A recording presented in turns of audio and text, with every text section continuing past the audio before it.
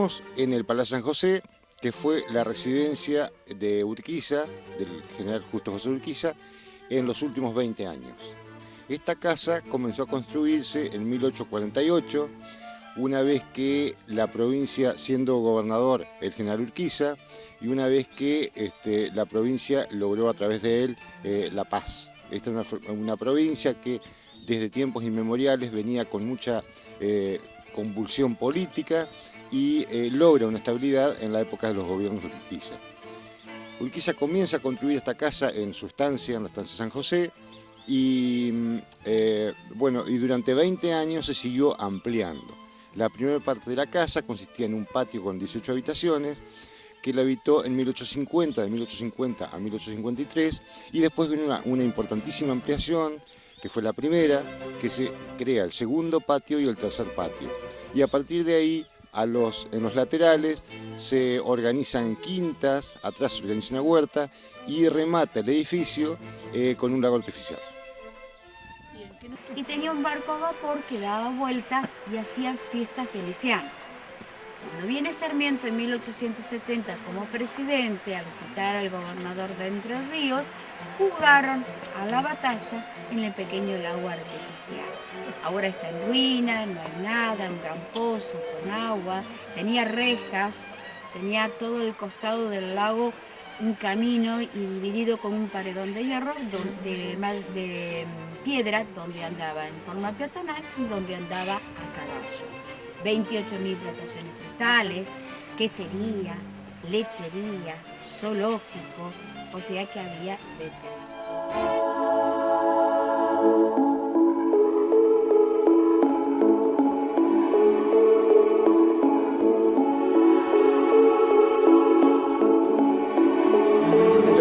El palacio comienza a ser construido en un estilo postcolonial, que era lo habitual en esa época, y tuvo la suerte de ese estilo de cuando viene la moda de la tendencia neorrenacentista, después del 50, es como que edificios muy sencillos, grandes pero sencillos, pudieron ser ornamentados con una estructura neorrenacentista, que es el caso típico de la arquitectura de esa época.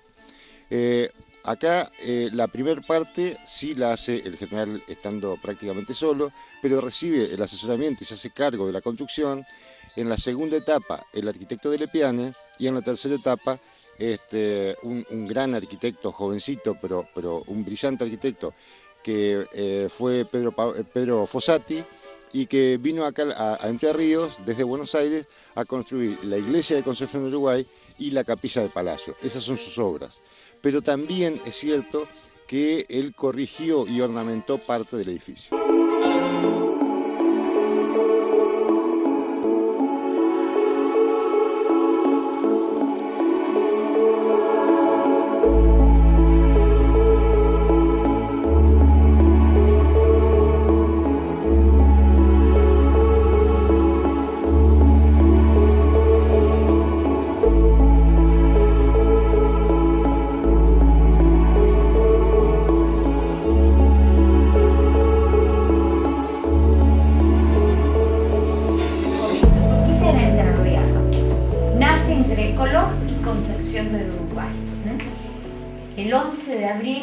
El 18 de octubre de 1801.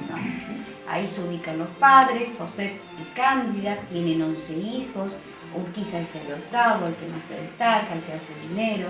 En realidad, ustedes saben que Urquiza, muy jovencito, va a estudiar el Colegio San Carlos de Buenos Aires.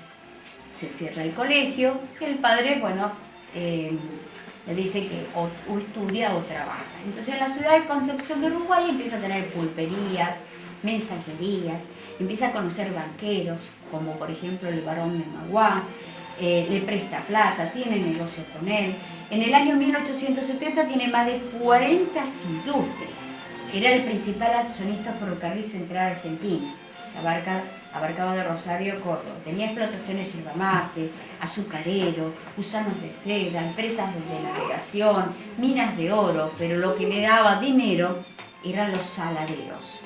4 faenaba 50.000 cabezas de ganado por año.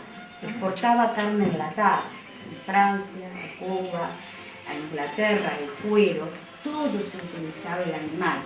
Para que tengan una idea del valor del dinero, cada cabeza de animal salía 8 pesos fuertes, un equino 12 pesos fuertes, una hectárea de campo 1 peso fuerte. Entonces Urquiza en Entre Ríos tiene 25.000 hectáreas y llega a tener 1 millón de hectáreas dentro de toda la Argentina. Se expropiaban de tierras que no eran de nadie, si lo era, buscaba la forma de comprarla más barata, como es ahora, o cuando iban a la guerra le pagaban con porciones de tierras para que no haya bancos. Entonces Urquiza trae inmigrantes suizos, franceses, alemanes, catalanes. Los suizos los ubica pasando Colón en la colonia San José. Sabe que Urquiza registraba todo, qué colono venía en qué barco, cómo estaba compuesta su familia, qué oficio tenía, dónde los ubicaba. Durante cada familia 5 años le daba gratis 28 hectáreas de campo, alimentos, vestimenta, maquinarias de labranza, que ahí van a ver una fotografía de los colonos que llegaban y utilizaban las tierras, y con oficios. Urquiza era una persona criada en el campo y que amaba el campo, amaba el campo. La ubicación geográfica de este lugar, del palacio, de lo que hoy llamamos el Palacio San José, en realidad era estaba a mitad de camino, era en su propiedad, pero estaba a mitad de camino entre la ciudad de Concepción del Uruguay, donde él muchas veces residió, y el ejército, que estaba en el Calá, que estaba en el centro de la provincia. Entonces esta es la última loma previa al cruce del río Gualeguaychú, que era donde terminaba su propiedad. Así que y hoy lo vemos como un palacio, pero claro, con 20 años de construcción, en realidad fue el casco de la estancia en un principio. Y después, bueno, sí, su familia, su gran familia, su crecimiento como empresario, como político y como militar, también hicieron que termine siendo la casa presidencial.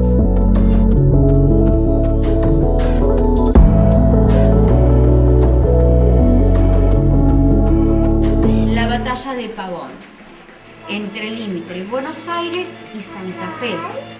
Esa batalla es muy criticada porque él, a punto de ganar, se retira y él contestó de esta manera a sus soldados, que si él ganaba esa batalla perdía Buenos Aires. Como él la perdió, recuperó el puerto, las aduanas, la salida del mar, que es conveniente hasta el día de hoy, no nos conviene en realidad.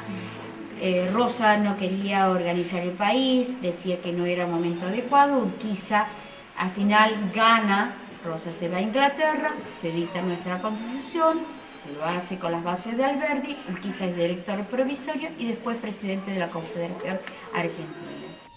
Muy importante, prácticamente en este edificio nace la Constitución.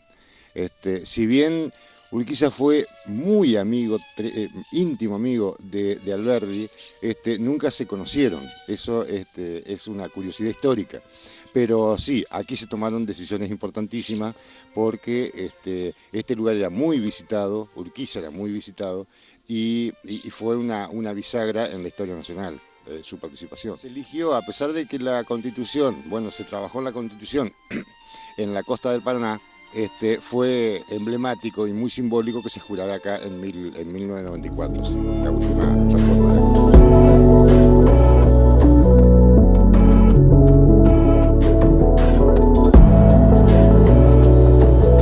Antes de llegar acá decía Sarmiento que la guarida del Tigre de Montiel donde vivía el general Urquiza era pequeña, que no había adelantos, y sin embargo realmente esto es un palacio. No le importó lo que le decía Sarmiento al general Urquiza, siempre criticando al gaucho, a los caudillos, pero bueno, Urquiza se va vestido de civil, desde acá hasta el puerto de Concepción, 35 kilómetros. Cuando llega al puerto, arreglos florales, banderas, soldados. Cuando baja Sarmiento del barco, Urquiza se dio cuenta que tenía un gran nombre pintado y que lo que decía Pavón. Urquiza le molestó, se enojó, se estaba burlando Sarmiento de Urquiza. Entonces, ¿qué hace? Le demuestra el poder. Le colocó soldados en ambos lados del camino desde el puerto de esa ciudad hasta la entrada de esta casa, todo vestido de rojo con pecheras blancas. Cada medio metro había soldados hasta llegar hasta acá. No vayan a creer que colocó los 28.000 soldados que tenía Urquiza, no.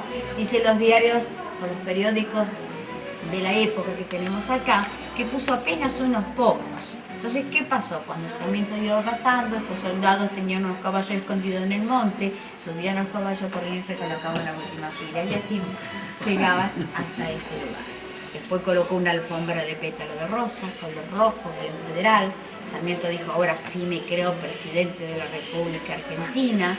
Ingresa a este sector y había mesas y grandes banquetes. Se forró todo este patio con tablones y alfombra roja, toldo, faroles, armamento que se utilizó en la batalla de Caseros. Jugaron a la batalla en el lago artificial, se lo llevó a la colonia agrícola para que vea el gran adelanto, el Colegio Nacional. Y bueno, en un momento dado, o sea, la fiesta duró más de 8 o 9 días. ¿Sí? Se pide para descansar y se va a la siguiente habitación. Van a ver el lujo, van a ver la vasinilla, van a observar que detrás del ropero hay una pequeña canilla. Eso para que vea el gran adelanto que había acá, en Buenos Aires no existía. En 1856 hay agua en esta casa, la primera en la Argentina. Buenos Aires tiene 14 años después.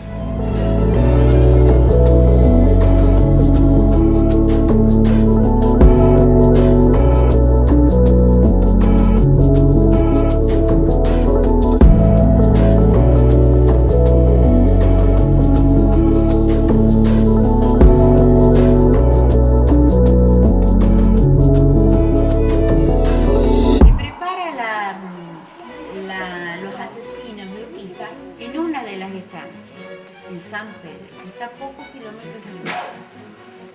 Ricardo López Jordán es el autor intelectual. Él manda, delega, él quiere que se detenga el caudillo y que se lo lleve preso a la ciudad de Concordia.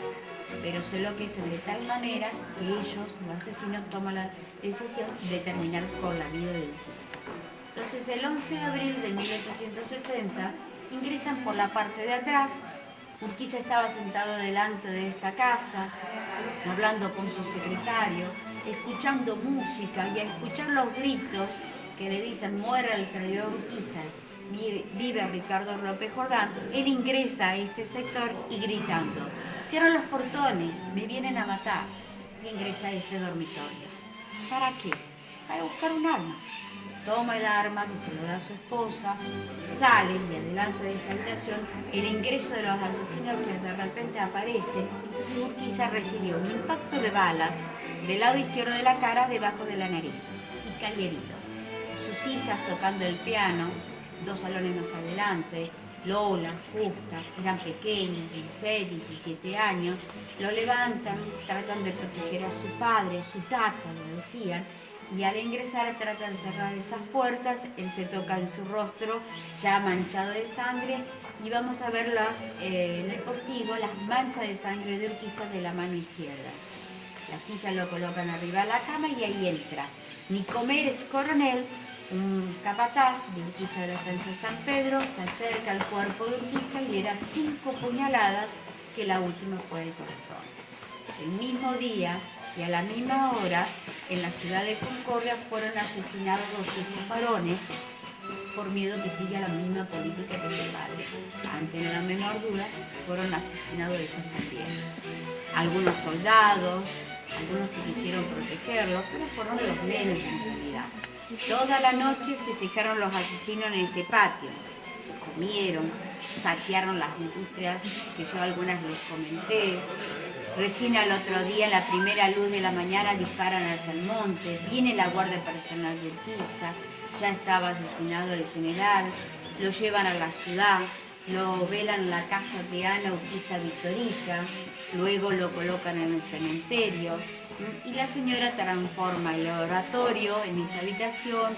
Vamos a ver una lápida donde está ubicada la cama, donde acusa a Ricardo López Jordán.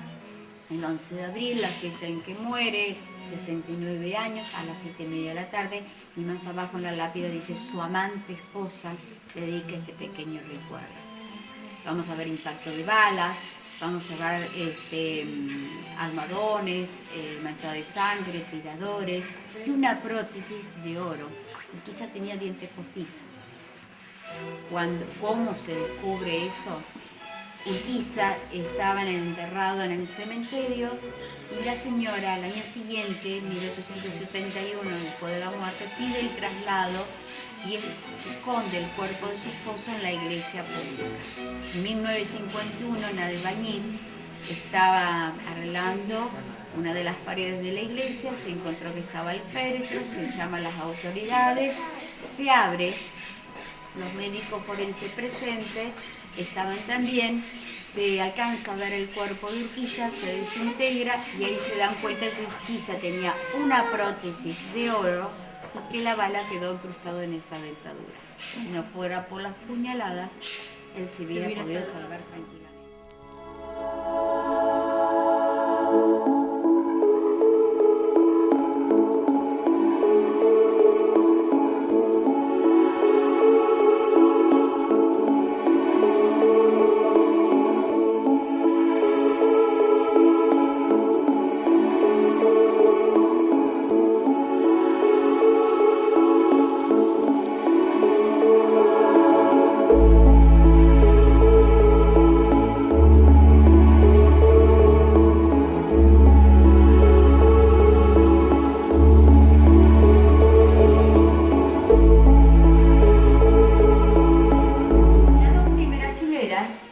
Reconocido por ley número 41 el 1 de septiembre de 1855. Son, o sea, 12 hijos, 7 novias. Luego se casa con Dolores Costa y tiene todos estos hijos que estoy señalando. O sea, que cuando están unidos por una cadena es una sola madre.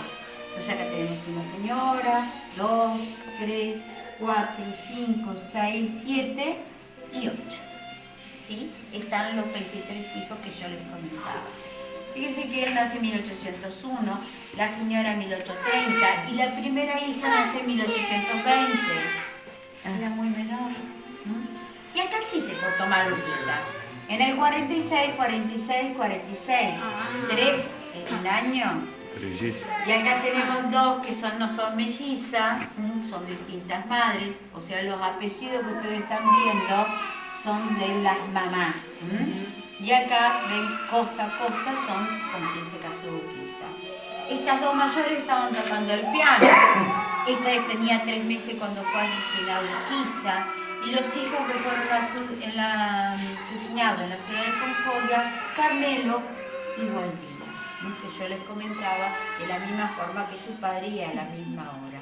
El escudo de la familia, mi padre era de Castros Reales, viene acá a la Argentina joven, hasta que conoce a Cándida y se casan y bueno, en Entre Ríos nacen, como yo les comenté, los 11 hijos, que el octavo es el genio Urquiza. Acá están con quién cada uno se casa los hijos de Urquiza. O sea que conocemos muchos de ellos porque viven acá alrededor. Hay Urquiza, apellido, San Caliente, Victorica, que son los que nos visitan continuamente en el...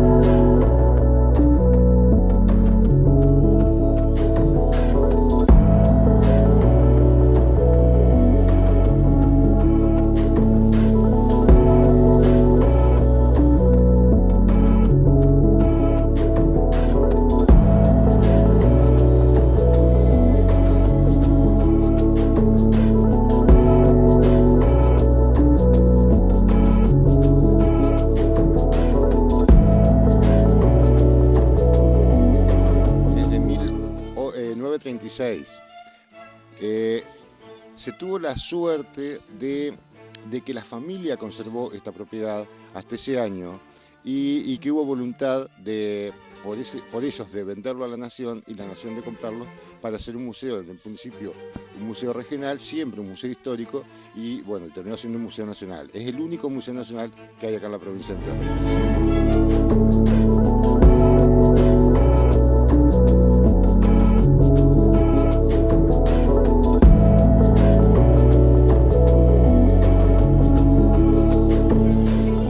acá, bueno, tenemos una planta estable, importante y muy preparada, entiendo yo. En realidad acá se deciden muchísimas de las tareas de conservación y de restauración, y bueno, tenemos un equipo de gente que casi todas las obras las hacemos con personal estable y nuestro. Muchas veces cuando las tareas exceden las posibilidades, sí podemos contratar con gente habitualmente de empresas de conservación de Uruguay.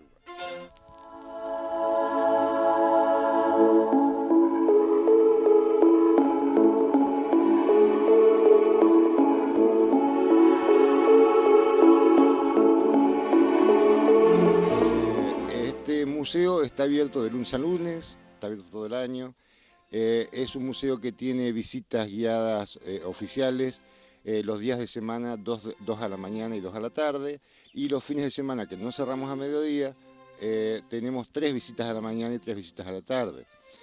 Habitualmente hay aproximadamente un promedio de más de 100.000 personas por año que lo visitan, y bueno, y como hablábamos hoy, en los meses de septiembre y octubre es la mayor cantidad de visitantes son justamente los estudiantes. Que estamos muy agradecidos de la visita de ustedes, la difusión siempre es importante, la difusión que hacen en su programa, y bueno, y que quien quiera venir a visitar el Palacio, que lo estamos esperando.